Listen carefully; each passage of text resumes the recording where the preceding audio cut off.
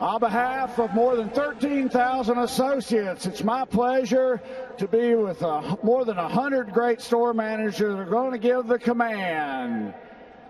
Gentlemen, start your engines!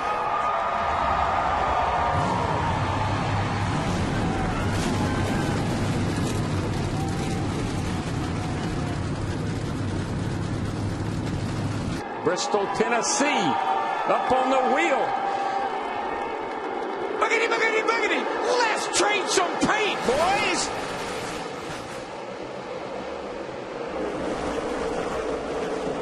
Looks like old Biff, looked like he made a good choice on that outside. Darryl, what I noticed, A.J. Allmendinger in the 22 almost went and then realized, hey, I can't beat Biffle to the line, and had to check up and back off. Caution is out. Big pile up in turn number 1. Casey Kane in the 5, racing Regan Smith hard in the 78. And Kane is out of his car, and it's junk. There's Regan Smith in the 78, Brad Keselowski in the deuce, and down on the inside is Casey Kane. Casey in the 5 and Regan in the 78. They made slight contact, but when they bounced off the wall, this is how fast. These guys are being told, slow down, but you can't. There's nothing you can do when there's a wreck in front of you. We restart at lap 46 of 500. A.J. Allmendinger, Martin Truex, and the 5 drivers behind them did not stop. And as you look at that number 55 Toyota, that's not Mark Martin this week. Brian Vickers returns to the series to drive 6 races for MWR beginning today. Right now, that's opening the door for Brian Vickers. He's going to take the lead right here. It's like he gets off turn 2 a little bit better than A.J. Allmendinger. Here they go back. Vickers back to the bottom through 3 and 4. Look what a gap he can pull through the center of the corner. Now he's got the lead, and he's got a car that can run the bottom, and that's just so critical. Just wiggled with him, and that opened the door for Jeff from the 24 to get by. Comes Keselowski on the bottom. That was almost an opening up the middle for Matt Kenseth, who wisely saw it wouldn't be an opening for long. And Burton goes to the bottom on Allmendinger, second place. Burton's got a pretty good old hot rod today, guys. He's been up there all the race so far and looking pretty racy. Brad Keselowski continues to work on Brian Vickers for the lead. Keselowski is not one of the 4 drivers who've led this race so far. Continues to try to work his way to the front on the bottom. He's going to force his way up right here. I'm pretty sure he's going to say thank you very much. I think Vickers was very polite. They worked together on that move, and Keselowski's got the lead. And there's something wrong with that 22 car. He has got to come to pit road, or he's going to back it in the fence. That thing has got something loose, or a tire going down or something. It's wobbling down the straightaway. And here comes his teammate Keselowski to lap him. Clear. Next car, sure. Just be smooth with it. There, look at him. I mean, that car's been that way for the last, I don't know, 10, 15 laps. I don't know how he's kept from wrecking it. Yeah, just look at his hands in there. The thing's sideways halfway down the straightaway. Allmendinger will pit.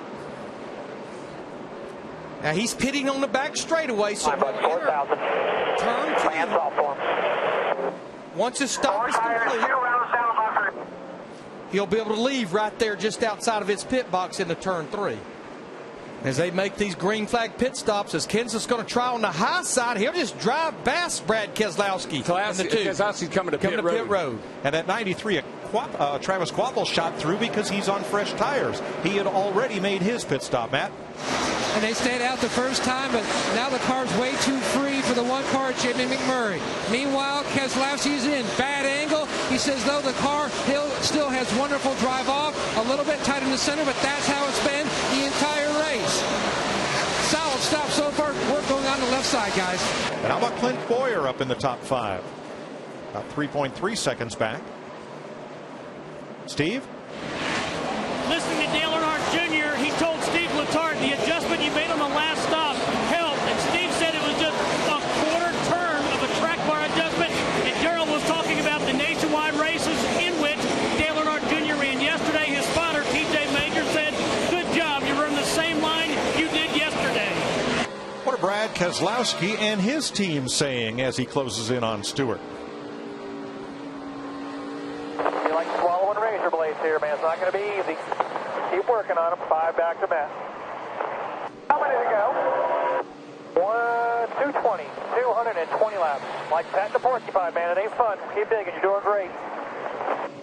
I've been watching them, Darrell, for about 10 or 12 laps. He's about had enough of Denny Hamlin. There's no love lost there anyhow between Harvick and Hamlin. 30 car just pounded the wall. David Stremme. But what a break for Kevin Harvick and Jamie McMurray, and the one in particular, not that far from being lapped by our leader, Brad Keselowski.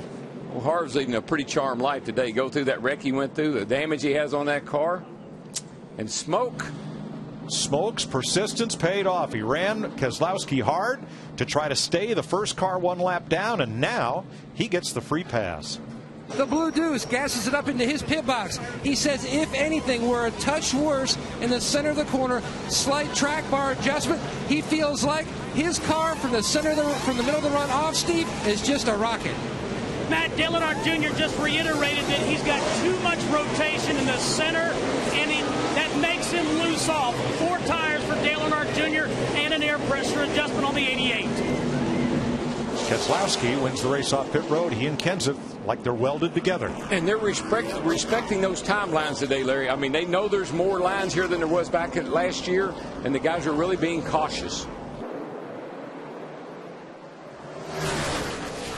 As we restart, Jeff Gordon with a look inside, but nowhere to go. That was close on the 17 car beating the 2 car to the line. The leader has to hit the line first, and that was mighty close. Boy, Keselowski slid way up the racetrack trying to protect his lead. Here comes Kenseth on the outside. Yeah, Matt Kenseth in the 17 gets such a good run on the high side. It may take him a few laps because Keselowski is not going to go over easy. Loose. They touch. Easy here. Outside. And I saw you slip. Keselowski may have to give it up to Kenseth for the lead. I don't think that's a bad thing to do right now.